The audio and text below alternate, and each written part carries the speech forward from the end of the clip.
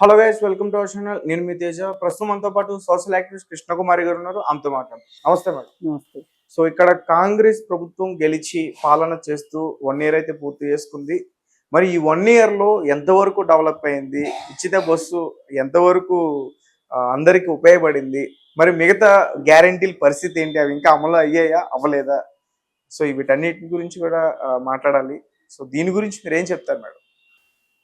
కాంగ్రెస్ ప్రభుత్వం 6 గ్యారంటీల్ని అమలు పరచాలి అనే ఉద్దేశంతోనే మొదలైంది. 6 గ్యారంటీలు ఇచ్చే ప్రాసెస్లో వాళ్ళకి ఇంకొన్ని సవాళ్లు ప్రతిపక్షాల నుంచి ఎదురైనవి. ఈ ప్రతిపక్షాలు విసిరిన సవాళ్ళని ఎదుర్కొంటూ ఈ 6 గ్యారంటీలు అమలు పరిచే విధానంలో కొంత సమన్వయం లోపించింది అనేది ఖచ్చితంగా చెప్పొచ్చు. వాళ్ళ దృష్టి అంతా టిఆర్ఎస్ బీజేపీ వాళ్ళు విసురుతున్న సవాళ్ళని ఎదుర్కోవటంలో వాళ్ళ శక్తియుక్తులన్నీ, వాళ్ళ మేధాశక్తి మొత్తం కూడా అటు డైవర్ట్ అయిపోతుంది తప్పితే ఈ 6 గ్యారంటీల విషయంలో వాళ్ళు కాన్సన్ట్రేట్ చేయలేని పరిస్థితికి ఈ ప్రతిపక్షాలు తీసుకొచ్చినాయి అని చెప్పొచ్చు. వచ్చింది మొదలు ఇది పడిపోయే ప్రభుత్వం, ఈ ప్రభుత్వాన్ని పడగొడతాం, ఇది 3 నెలలే ఉంటుంది, ఇది 6 నెలలే ఉంటుంది అని వేణుస్వామి జ్యోతిష్యాలు చెప్పినట్టు జ్యోతిష్యాలు చెప్పడం మొదలెట్టారు వీళ్ళు. అయ్యేసరికి వీళ్ళు నిజమే కావచ్చు, అసలు వీళ్ళందరూ కలిసి ఏదో అండపిండ బ్రహ్మాండం చేసేసి ఈ ప్రభుత్వాన్ని పడేస్తారేమోనని చెప్పి కాంగ్రెస్ వాళ్ళు కూడా ఒకంత అతిశ్రద్ధకి పోయి ఆ ప్రభుత్వాన్ని నిలబెట్టుకోవాలి అన్న పరిస్థితిలో దీన్ని గాలికి వదిలేసేసి ఏ పార్టీ నుంచి ఎవరు వస్తారా మన పార్టీలోకి, మన పార్టీని బలోపేతం చేసుకోవాలి అనే విధిలో వాళ్ళు వెళ్ళిపోయారు. వాళ్ళని ఆ స్థితికి నెట్టిన మటుకు అవునన్నా కాదన్నా ప్రతిపక్షాలే. బీఆర్ఎస్ అను బీజేపీయే రెండే, టీఆర్ఎస్ బీఆర్ఎస్ కాదు, టీఆర్ఎస్ బీజేపీయే ఆ పన్నాగం పన్నిని అనమాట. కానీ నేనేమంటానంటే, మీరు నిజమైన ప్రతిపక్షం అయితే, మీరు ప్రజల కోసమే ఉంటే గనక, ప్రజల కోసం ఉన్న ప్రతిపక్షమే అయితే గనక ప్రభుత్వాన్ని సరిగా గాడిలో పెట్టేటట్లు, ప్రభుత్వం సరిగా పనిచేసేటట్లు చెయ్యాలి తప్పితే ప్రభుత్వం ఒక ఏమంటాం దాన్ని డిఫెన్స్లో పడిపోయి, ఆత్మరక్షణలో పడిపోయి వాళ్ళు నిలబెట్టుకోవడానికి చేసే ప్రయత్నాల్లో ప్రభుత్వ పనులు కుంటుపట్టడం, ప్రజలకు జరగాల్సిన సేవలు అందకపోవటం అనే దాని విషయంలో క్షమించకూడని నేరం చేశారని చెప్పొచ్చు ఈ 2 పార్టీలు. అసలు మీకెవరిచ్చారు ఈ హక్కు? ఇది ఉండేది 3 నెలలే, ఈ ప్రభుత్వాన్ని ఖచ్చితంగా పడగొడతాము అనే హక్కు ఎవరిచ్చారు? వాళ్ళు ఎలా ఎలక్ట్ అయ్యారు? వాళ్ళు ఏమైనా కేవలం కండబలంతో ఏమైనా ఎలక్ట్ అయ్యారా? రాజ్యాంగ బలంతోనే కదా, ప్రజాస్వామ్యయుతంగానే కదా వాళ్ళు ఎలక్ట్ అయింది. మరి అలాంటి ప్రభుత్వాలు పడిపోతాయని మీరెందుకు జ్యోతిషాలు చెప్తున్నారు? మీరెందుకు కోరుకుంటున్నారు? అది మీ కోరిక, అది మీ కల కావచ్చు. దాన్ని సాకారం చేయటానికి ఉన్న ప్రభుత్వాన్ని పడగొట్టడం, ప్రజల జీవితాలను అంధకార బంధురం చేయటం ఎంతవరకు కరెక్టు?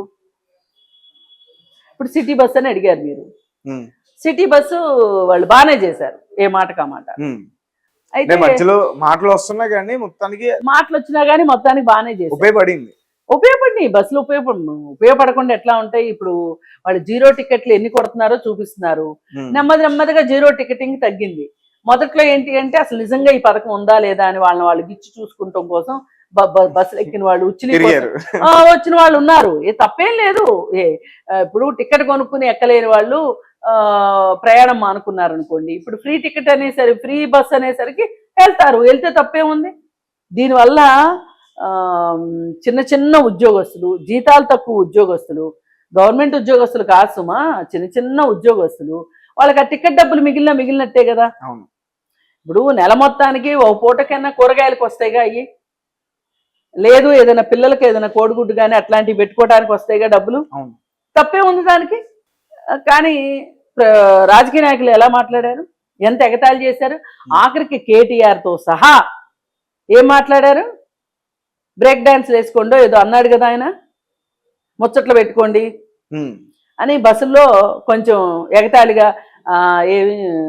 స్కిట్లు చేసుకోండి, రీల్స్ చేసుకోండి అని చెప్పి మాట్లాడాడు. తర్వాత సారీ చెప్పాడు, అది వేరే విషయం. ఏది ఏమైనా సరే ప్రభుత్వానికి మనం కొంచెం టైం ఇవ్వాలి. కొత్త ప్రభుత్వం. ఇప్పుడు ఒక పిల్లవాడు స్కూల్లో కొత్త స్కూల్లో చేరతాడు. చేరిన మొదటి నుంచి నేను చదువు, నీకు ఫస్ట్ మార్క్ ఎందుకు రాలేదు అని అంటావా? వాడు ఆ స్కూల్కి వెళ్ళడం అలవాటు పడాలి, ఆ వాతావరణాన్ని అర్థం చేసుకోవాలి, టీచర్లకు అలవాటు పడాలి, టీచర్లు చెప్పేది అర్థం చేసుకోవాలి, కొంతమంది పిల్లల స్నేహితులు అవ్వాలి. ఇవన్నీ అయితే గానీ ఆ పిల్లవాడు కుదురుకోడు అక్కడ. ప్రభుత్వాలైనా అంతే. ఇప్పుడు మనం ఇల్లు మారుతాం, ఇల్లు మారిన వెంటనే పాత ఇంట్లో ఉన్నట్టే కొత్త ఇంట్లో ఉంటామా? ఉండలేం కదా. అలా ప్రభుత్వాలను కూడా పని చేయనివ్వాలి. వీళ్ళు మొదటి నుంచి కూడా సూటిపోటి మాటలతోటి శల్య సారథ్యం చేస్తూ అసలు ప్రభుత్వాన్ని నిద్రపోనివ్వలేదు. ఒక రకంగా ఊపిరి ఆడనివ్వకుండా చేశారు. మేము పడగొడతామంటే మేము పడగొడతాం. మరి బీజేపీ వాళ్ళు పడగొడతారు అంటే ఒక అంచనా ఉంటది. మేడం మధ్యలో వస్తున్నా, అంటే ఇప్పుడు మీరు చెప్పిందాన్ని నేను ఓకే అంట, అంటే మేము పడగొడతాం వాళ్ళు అన్నారు, కానీ వాళ్ళు పక్కకి వెళ్ళిపోయారు. కానీ చివరి దశలో కాదు, ఈ దశలోనే మీరు పడగొట్టొద్దు మేమే పడగొట్టుకుంటాం అని చెప్పేసి కూడా వీళ్ళు కూడా వచ్చారు కదా, ఈ హైడ్రాతో కానీ మూసీ నది ప్రక్షాళన వీటితో కానీ. అంటే వీళ్ళు ప్రతిపక్షంలో ఉన్నప్పుడు ప్రజాస్వామ్యం గురించి మాట్లాడారు. రాహుల్ గాంధీ దగ్గర నుంచి అందరూ డెమోక్రసీ అన్నారు. అధికారంలోకి వచ్చాక డెమోక్రసీని మర్చిపోయారు. మీరు ఒక సాహసోపేతమైన నిర్ణయం తీసుకుంటున్నారు, ఒక పెద్ద నిర్ణయం తీసుకుంటున్నారు. అది ప్రజలకి నచ్చొచ్చు, నచ్చకపోవచ్చు. ఈ ప్రాసెస్లో మీరు చేయాల్సింది ఏంటి? ఒక అఖిలపక్షం వేసి అఖిలపక్షంలో కూర్చొని, ఇగో మేము ఈ నిర్ణయం తీసుకుంటున్నాం, ప్రతిపక్షాలుగా మీకు కూడా బాధ్యత ఉంది, ఈ పనిలో లోటుపాట్లు ఏమైనా ఉంటే మాకు చెప్పండి, లోటుపాట్లు ఏమైనా ఉంటే చెప్పి మమ్మల్ని పని బాగా చేసుకునేటట్లుగా మమ్మల్ని ప్రోత్సహించండి అని చెప్పి మాట్లాడాల్సిన బాధ్యత అధికార పక్షానికి ఉందా లేదా? ఒక అప్పీల్ అయితే వాళ్ళు విన్నారా లేదా అని తర్వాత విషయం. అఖిల పక్షానికైతే నువ్వు పిలవాలి కదా. అఖిల పక్షంలో వచ్చిన తర్వాత మూసీకి మేము సహకరించమని మొదటి రోజే వాళ్ళు ఎందుకంటారు? అనరు. వాళ్ళ అధికారంలో ఉన్నప్పుడు మూసీ ప్రక్షాళన చెయ్యాలనుకున్న వాళ్లే కదా. మీరు దొంగకి తాళాలు ఇవ్వడం మీకు చేత కావట్లే కాంగ్రెస్ పార్టీకి. పైగా పార్టీని బలవంతం చేసుకుంటే మనం పని చేసినా పని చేయకపోయినా మన ఎవరు ఏమీ చేయలేరు అనుకుంటున్నారు.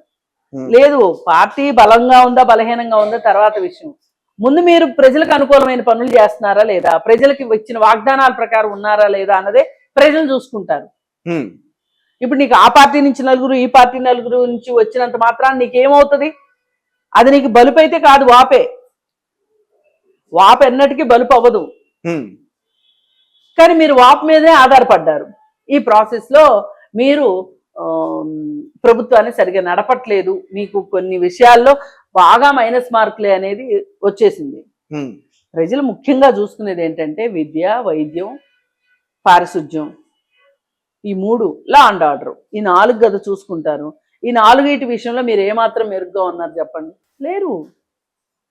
విద్య అంటే ఇప్పుడు మన కాలేజీల గురించి మాట్లాడవచ్చు, వైద్య విషయంలో కూడా చూస్తున్నాం.